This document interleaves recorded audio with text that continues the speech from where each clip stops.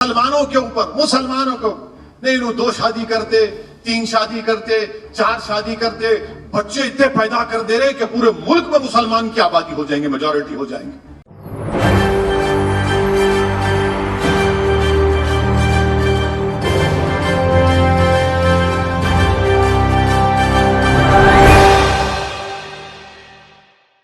नमस्कार, मैं नाज़मीन खान और आप देख रहे हैं SPN9 news. Uniform civil code यानी कि समान नागरिकता संहिता, जिसको लेकर अब बहस छिड़ चुकी है। आपको बता दें कि यहाँ पर भारतीय जनता पार्टी इसका समर्थन करती हुई नज़र आ रही है और यहाँ पर सीधे तौर पर कहा जा रहा है कि अब इस पूरे देश में इसे लागू कर देना चाहिए। वहीं विपक्षी पार्टी की बात की जाए तो वो इसका विरोध दर्ज करती हुई नज़र आ रही है। सरासर ये कहना है कि समुदाय के नाम पर हमला है। जब भी चुनाव आता है यहाँ पर कुछ ऐसे मुद्दे लाए जाते हैं जिसके तहत यहाँ पर देखा जाता है कि 2 समुदाय को आपस में टकराया जाता है। अब ऐसे में जब CNRC का वक्त था, उस बिल को लाया गया था और एक्ट बनाया गया था, जब शाहीन बाग में इसका ज़बरदस्त विरोध देखा गया था और विरोध के बाद यहाँ पर शाहीन बाग की महिलाएं यहाँ पर आंदोलन पर बैठी हुई थी और लंबा समय इस आंदोलन में बीत जाता है और CNRC की बात की जाए तो कहीं ना कहीं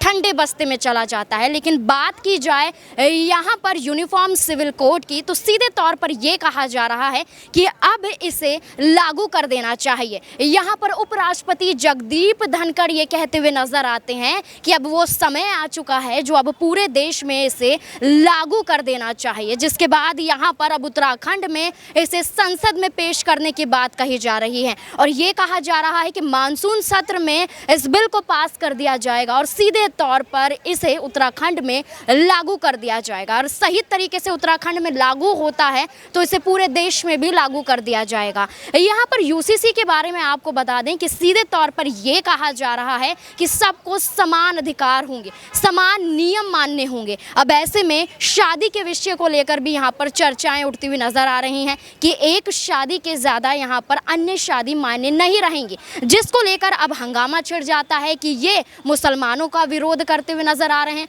मुसलमानों को लेकर इस बिल को लाया जा रहा है। ऐसे में AIMIM असदुद्दीन ओवैसी इसका सीधे तौर पर विरोध दर्ज करते हुए नजर आ रहे हैं और काफ़ी कुछ भारतीय जनता पार्टी को लेकर कहते हुए दिखाई दे रहे हैं। क्या कुछ असदुद्दीन ओवैसी कह रहे हैं, देखिए इस रिपोर्ट में। मैं बीजेपी के लोगों से पूछना चाह रहा हूं कि यकसा सिविल कोड UCC क्या जब आईन और संविधान बन रहा था, कानून साज असेंबली में, जिसको अंग्रेजी में कहते कॉन्स्टिट्यूएंट असेंबली में, क्या बाबा साहेब अम्बेडकर ने नहीं कहा था कि यकसा सिविल कोड रजाकाराना होना चाहिए, लाजमी नहीं बनाया जा सकता? क्या बाबा साहब ने नहीं कहा कॉन्स्टिट्यूएंट असेंबली में? मगर बीजेपी बोलेंगे नहीं, UCC का इंप्लीमेंटेशन होना। अच्छा, जो हिंदू मैरिज एक्ट जो पार्लियामेंट से बनाया गया उसमें अब तब्दीली पैदा करेंगे। भारत में हिंदू अनडिवाइडेड फैमिली के तहत टैक्स में आपको रिबेट मिलता है। किसको नहीं मिलता? मुसलमान को, ईसाई को, जो शादी नहीं किया और जिसको औलाद नहीं। कितना टैक्स का रिबेट मिला? 3604 करोड़ का। मेरे को भी दो आप क्यों रोक रहे हमको? क्या यह फंडामेंटल राइट का वायलेशन है, राइट टू इक्वालिटी का? अच्छा, हिंदू मैरिज एक्ट में आप हिंदू मैरिज एक्ट आदिवासियों पर, कबायलियों पर लागू नहीं कर सकते। क्या करेंगे उसका आप? और फिर नहीं, सिर्फ मुसलमानों के ऊपर, मुसलमानों को नहीं, वो 2 शादी करते, 3 शादी करते, 4 शादी करते, बच्चे इतने पैदा कर दे रहे कि पूरे मुल्क में मुसलमान की आबादी हो जाएंगे, मेजॉरिटी हो जाएंगे। मैं बीजेपी वालों को और RSS के लोगों से कहना चाह रहा हूं, और जो मुसलमानों से नफरत करते हैं, आप मुसलमानों से नफरत नहीं बल्कि आप भारत से नफरत कर रहे हैं।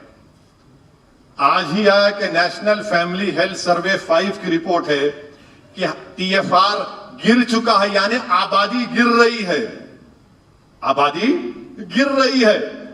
अब 2 बच्चों का कानून बनाए तो देश का नुकसान है, देश का नुकसान है।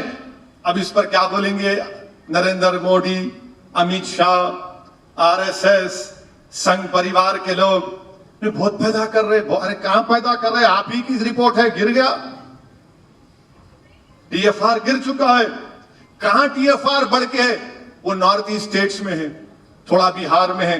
अब अगर कोई बोला आपके सामने तो बोलना ये टीएफआर क्या है, नेशनल फैमिली हेल्थ सर्वे 5।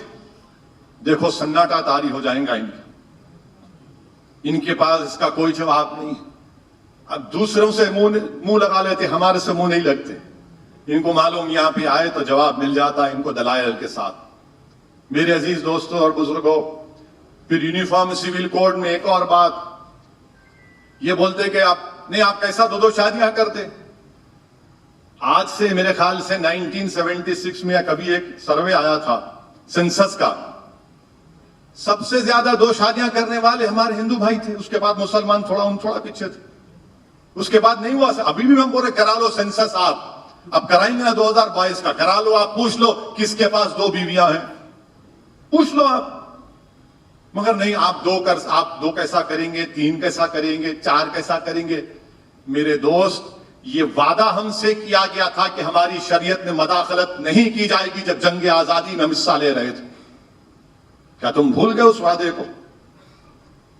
अच्छा, फिर आप जो बोलते ना लोग शादी का, आपको मालूम कि नॉर्थ ईस्ट में कबाइल इलाके हैं, इनको भारत के आईन में प्रोटेक्शन दिया गया और वहां पर वहां की खवातीन क्या करती हैं? 2 शौहर 3 शौहर रखती हैं। आप खत्म करेंगे उसको? प्यारे, उसको खत्म करेंगे आप? और कबायली लोगों में तलाक कैसे होती है? एक दूसरे पे छोटा पत्थर फेंक लेते, तलाक हो गई। अब आप क्या करेंगे? उसको खत्म करेंगे।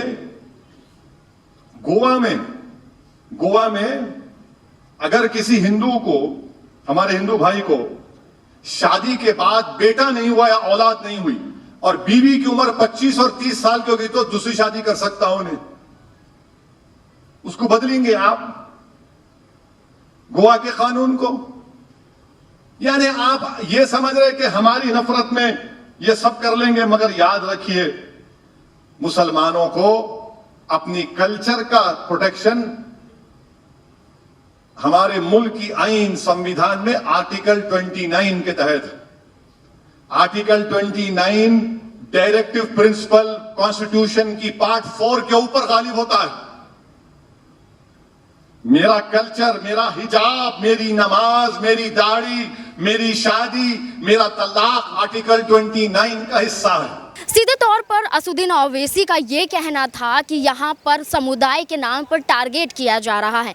भारतीय जनता पार्टी जानबूझकर इस बिल को लाना चाहती है और इस बिल के विरोध में अब हमें अपनी आवाज़ उठानी चाहिए। तमाम मौलाना भी इस बिल का विरोध करते हुए तमाम मुस्लिमों को ये सलाह देते हुए दिखाई दे रहे हैं कि अब इसका विरोध करते हुए सड़कों पर आइए। सीधे तौर पर अगर ये बिल पास हो जाता है तो यहाँ पर ज़बरदस्त आंदोलन मुस्लिम समुदाय की तरफ से देखने को मिलेगा। लेकिन इसी बीच में आपको बता दें कि यहाँ पर संग्राम छिड़ा हुआ है कि क्या राष्ट्रपति इस पूरे मुद्दे पर हस्ताक्षर करते हुए नजर आएगी, क्या यहाँ पर इस बिल को पास किया जाएगा, ये सबसे बड़ा सवाल बनता हुआ नजर आ रहा है। अब ऐसे में हस्ताक्षर की बात की जाए तो यूसीसी के इस बिल को एक्ट बनाने के लिए राष्ट्रपति का हस्ताक्षर बहुत ज़रूरी है। क्या यहाँ पर राष्ट्रपति संज्ञान लेगी, क्या यहाँ पर इस बिल को एक्ट में बदला जाएगा और पूरे देश में लागू किया जाएगा? क्या है आपकी राय यूनिफॉर्म सिविल कोड को लेकर? कमेंट बॉक्स में ज़रूर बताएं। धन्यवाद।